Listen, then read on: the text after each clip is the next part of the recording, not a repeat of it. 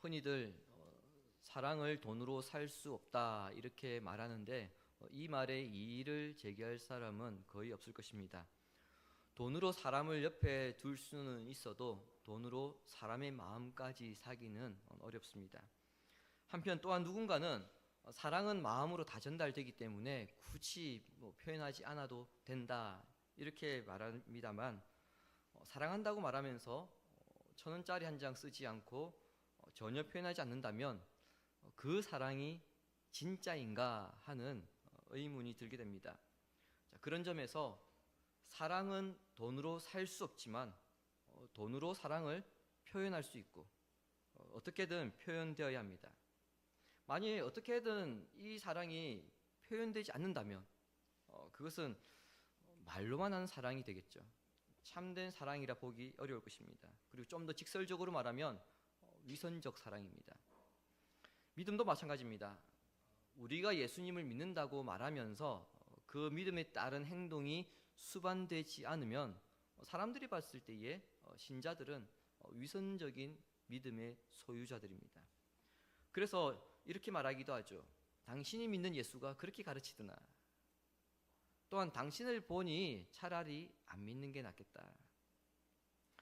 이런 말이 많이 나올수록 한국 교회의 기독교인 숫자가 줄어들고 있습니다. 자, 그렇다면 자금의 한국 교회의 문제의 답을 찾을 수 있겠죠. 한국 교회가 우리 사회에서 다시 복음의 영향력을 키우기 위해서는 신자 개개인이 자신의 믿음부터 점검해야 한다는 것입니다. 표현하지 않는 믿음, 그것은 헛된 믿음이고 위선적인 믿음에 불과하기 때문이죠. 하나님도 이스라엘 백성들을 향하여서 믿음이란 무엇인가 이것에 대해서 가르치시는데 본문의 강조점이 바로 이 부분에 있습니다. 21장부터 시작된 언약 법전, 언약서를 우리가 계속해서 살펴보는 중에 있습니다. 애굽에서 탈출한 이스라엘 백성들이 시내산에 도착하여서 하나님과 언약을 맺는데 이것을 시내산 언약이라고 합니다. 이 시내산 언약이 19장에 기록되어 있습니다.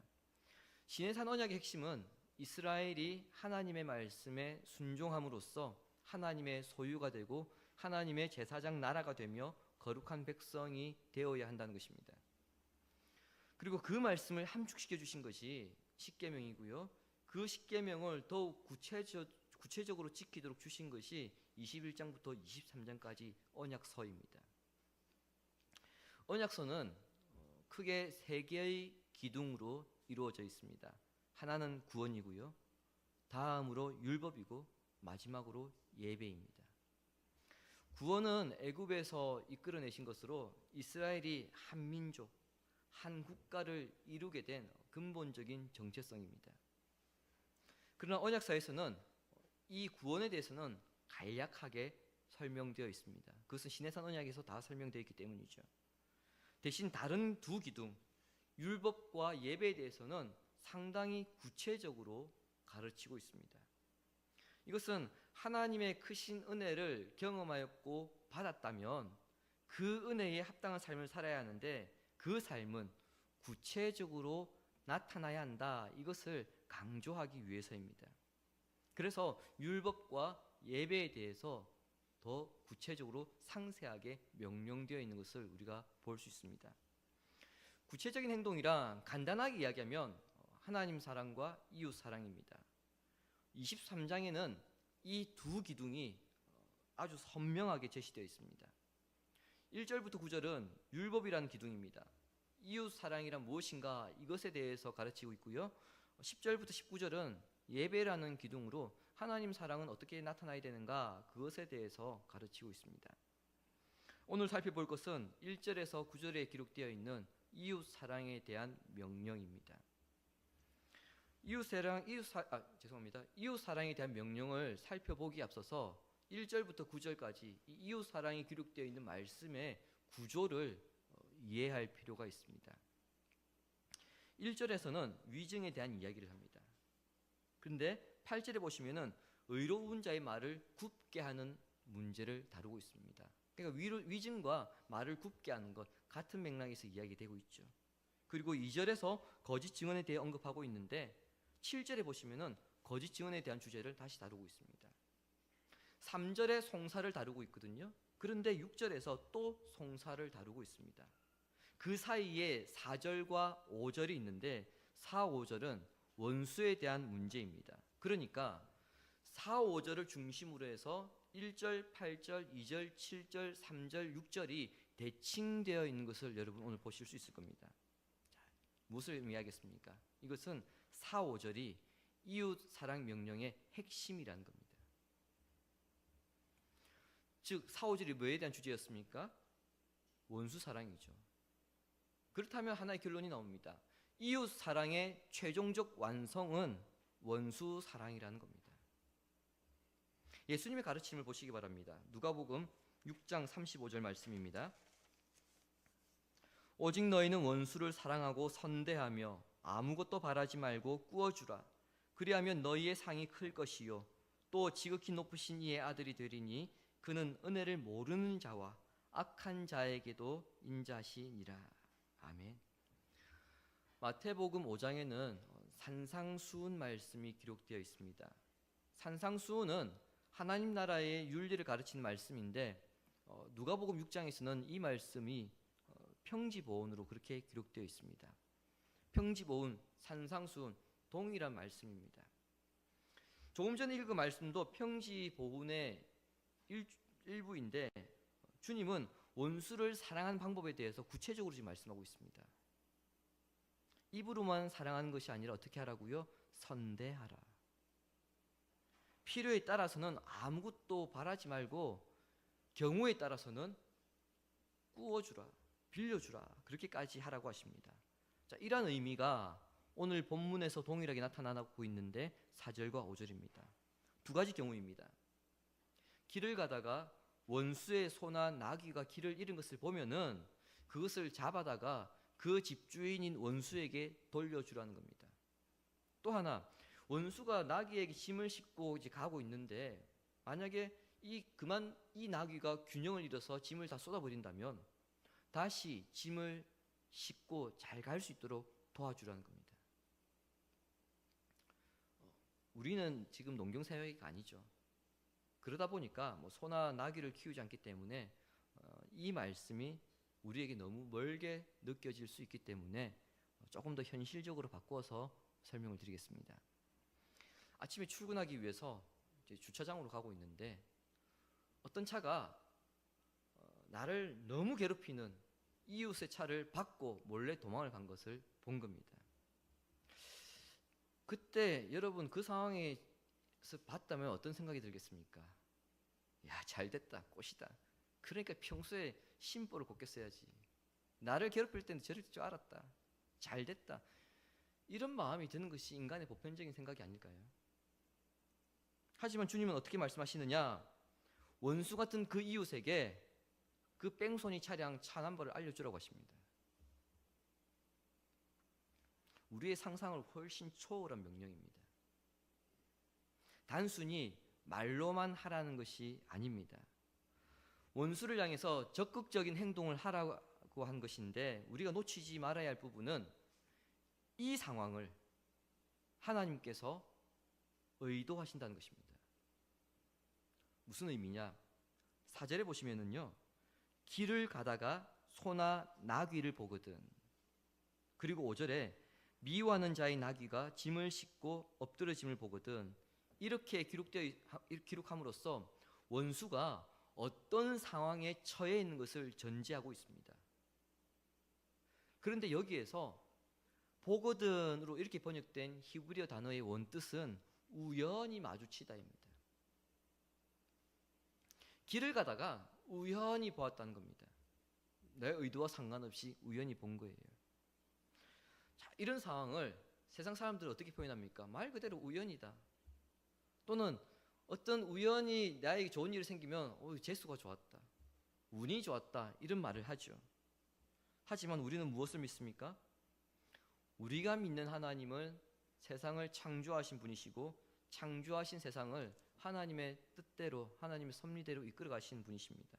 즉 우리 눈에 우연히 일어나는 일처럼 보이지만 하나님의 손에 의해서 보이지 않는 하나님 손에 의해서 일어나고 있으며, 특별히 성경에서는 우연히 일어나는 것처럼 보이는 사건들은 하나같이 하나님께서 은밀하게 일하시는 것을 드러냅니다.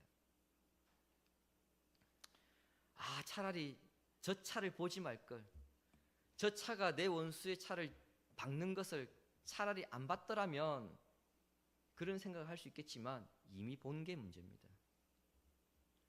그렇다면 지금 마주한 이 상황이 하나님의 뜻인 줄 알고 그 말씀에 순종하는 마음으로 적극적으로 원수를 배려하라, 그렇게 하도록 애써라, 이것이 4절과 5절 말씀의 핵심입니다.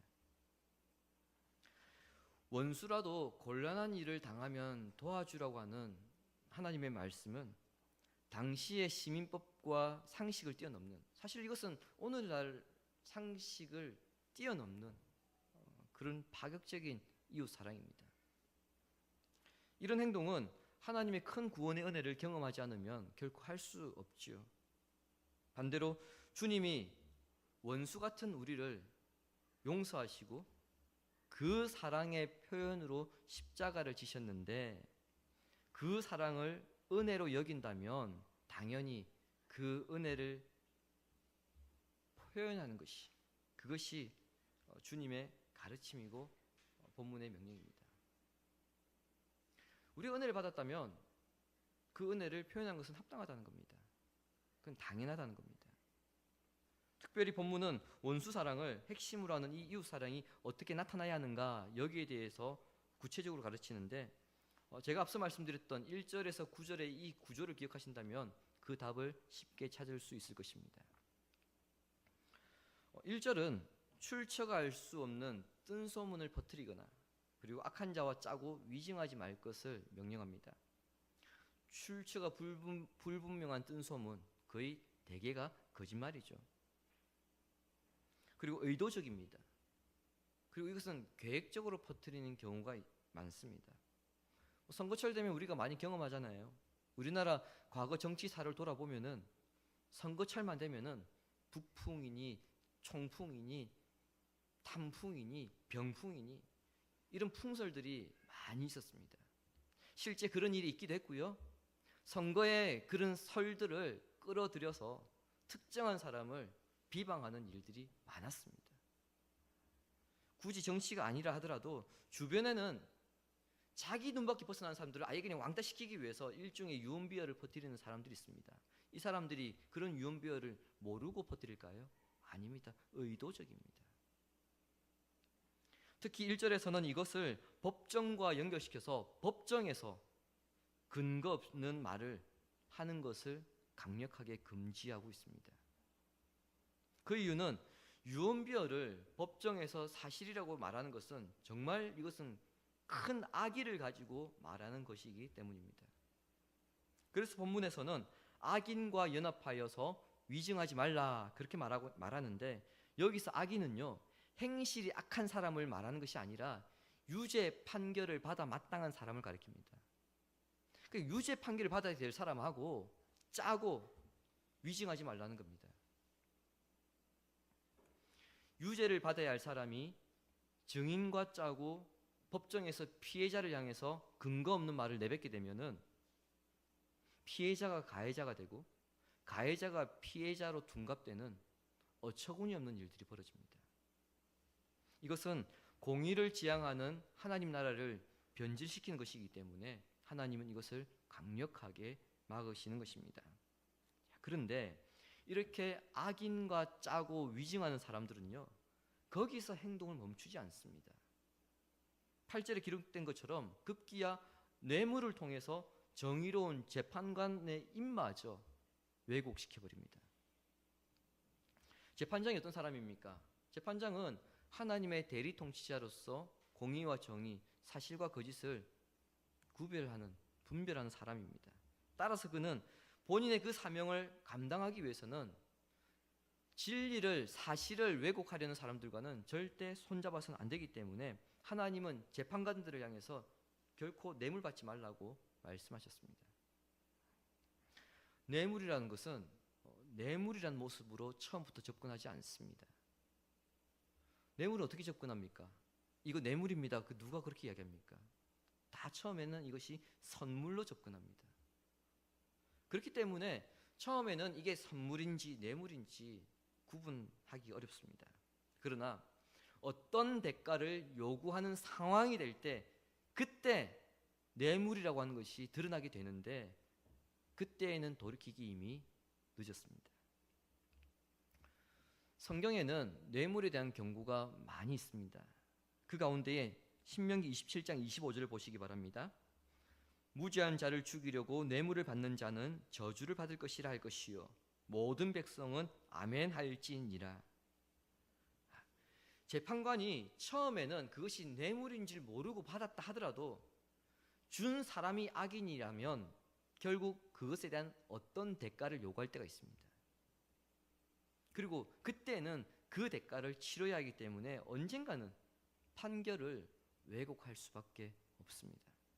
따라서 모든 사람이 다 그래야 되지만 특별히 공의와 정의를 지켜야 하는 사람은 그에 따른 책임이 더 크기 때문에 처음부터 뇌물을 받지 않도록 해야 합니다. 뇌물과 선물조차 구분하지 못하는 사람이라고 한다면 재판에서 거짓과 진실을 구분할 수도 없습니다.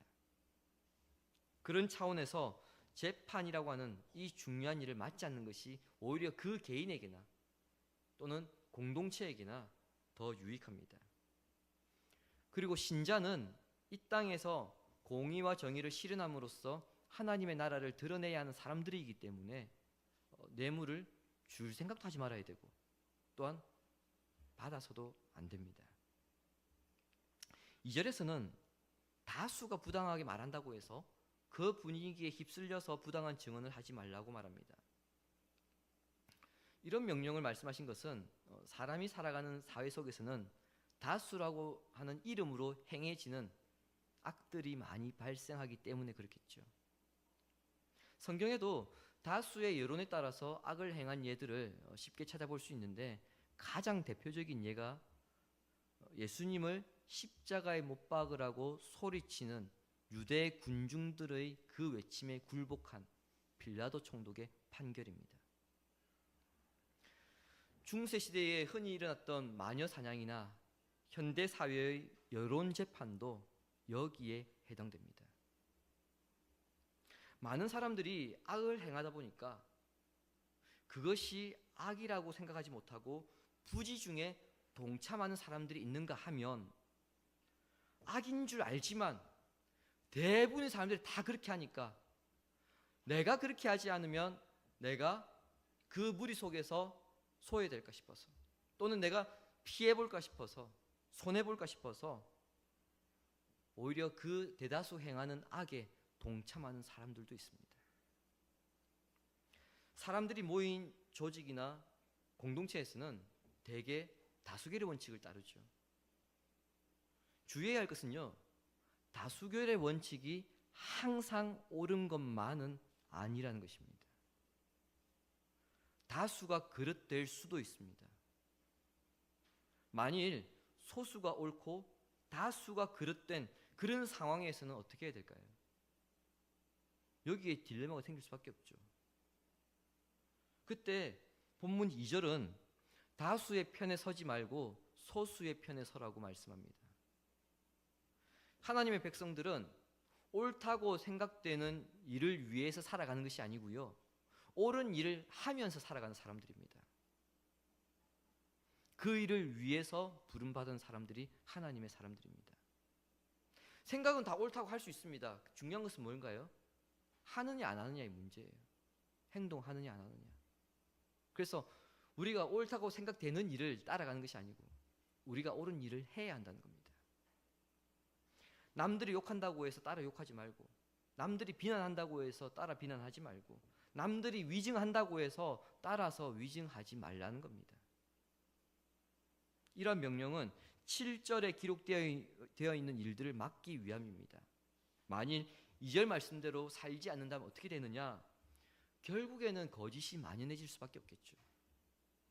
그로 인해서 죄 없는 자나 의로운 자가 죽거나 큰 피해를 보는 일이 일어날 수밖에 없습니다.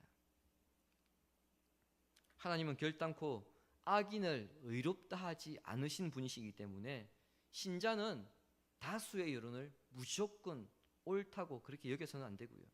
또한 사람들의 여론에 매몰되어서도 안 되고요. 바른 것을 판단해야 되고, 그리고 바른 것을 말해야 하는 것이 하나님의 백성의 소명이라는 것을 기억해야 합니다.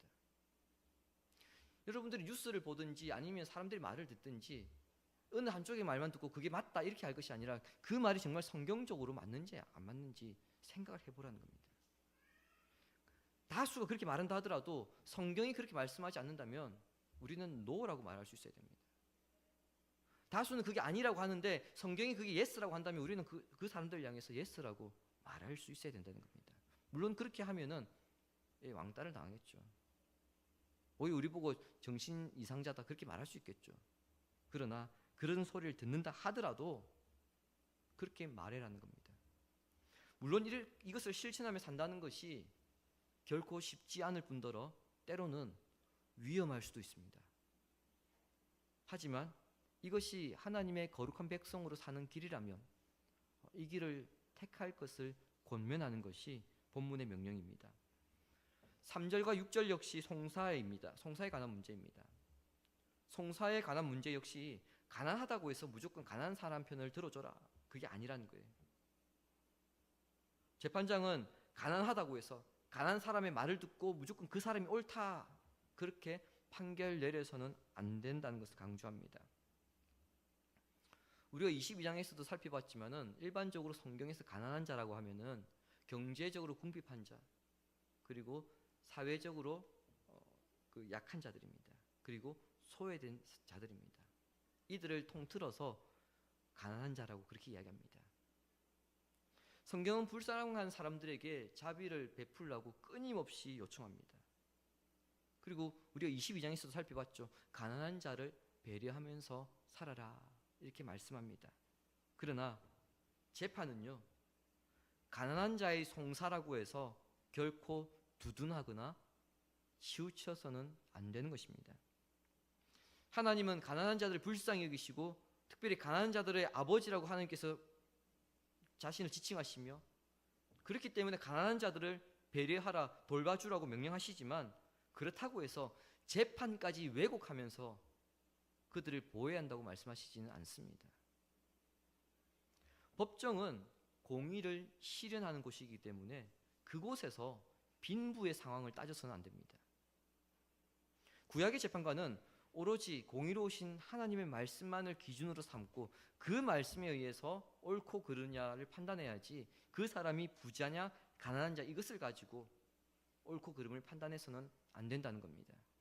따라서 신자 역시 그냥 덮어놓고 무조건 가난한 자의 편을 들어서도 안 되지만 무조건 가진 자들의 편을 들어서도 안 됩니다.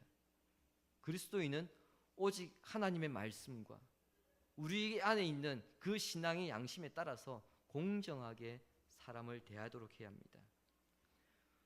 주님이 사랑하신 교우 여러분, 사도 바울은 그리스도를 통해서 자신이 하나님의 백성으로 부름받은 것에 대해서 누구보다도 기뻐하였고 거기에 굉장히 큰 감사를 가졌습니다. 그 마음을 가장 잘 표현한 구절이 있습니다. 고린도전서 15장 10절을 함께 읽습니다. 그러나 내가 나된 것은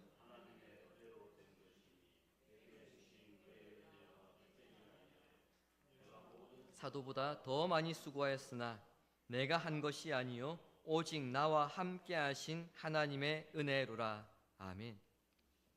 바울이 뭐라고 말합니까? 내가 하나님의 은혜를 헛되이 받지 않겠다 그렇게 선언합니다. 다르게 표현하면 나는 은혜 받은 대로 살겠다 이 말이거든요. 받은 은혜에 감사해서 그 은혜를 유지하고 기억하며 살아가겠다는 것을 말합니다.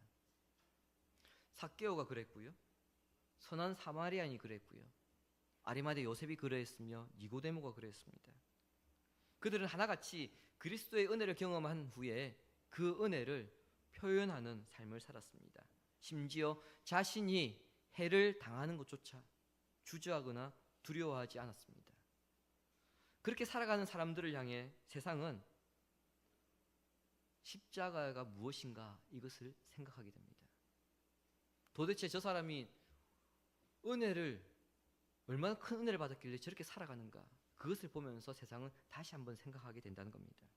그리고 그 사람을 보면서 은혜라고 하는 것이, 하나님의 사랑이라고 하는 것이 결코 거짓이 아니구나, 이것을 인정하게 되고요. 그 신자가 말하고 있는 하나님 나라에 대해서 관심을 가지게 됩니다. 이웃 사랑을 드러내는 구체적인 행동을 언급한 다음에 9절에서 구원에 대해서 말하고 있는 것이 바로 이러한 이유입니다. 애굽에서 계속해서 종살이하며 살아야 했던 민족이 종살이에서 벗어날 수 있던 이유가 무엇입니까? 하나님의 은혜 때문이었습니다. 그때의 신분을 다시 떠올리게 함으로써 하나님의 은혜를 생각해보고, 만일 너희들이 그 은혜가 정말 감사하다면 그의 합당한 삶을 살라 한 것입니다. 예수님도 제자들을 향해서 나를 따라오려거든 자기를 부인하고 자기 십자가를 지고 따라오라, 그렇게 말씀하셨죠. 예수님을 따른다는 것은, 이것은 곧 주님의 은혜를 안다는 것이고요. 그런 삶을 위해서는 자기 십자가를 져야 한다는 것인데, 그것은 곧 주님의 말씀 따라 산다는 것을 말합니다. 하나님이 독생자 예수 그리스도를 나를 위해 보내주신 것을 믿으십니까? 하나님이 나를 영원한 죽음에서 영원한 생명으로 옮겨주신 이 사실을 믿으십니까?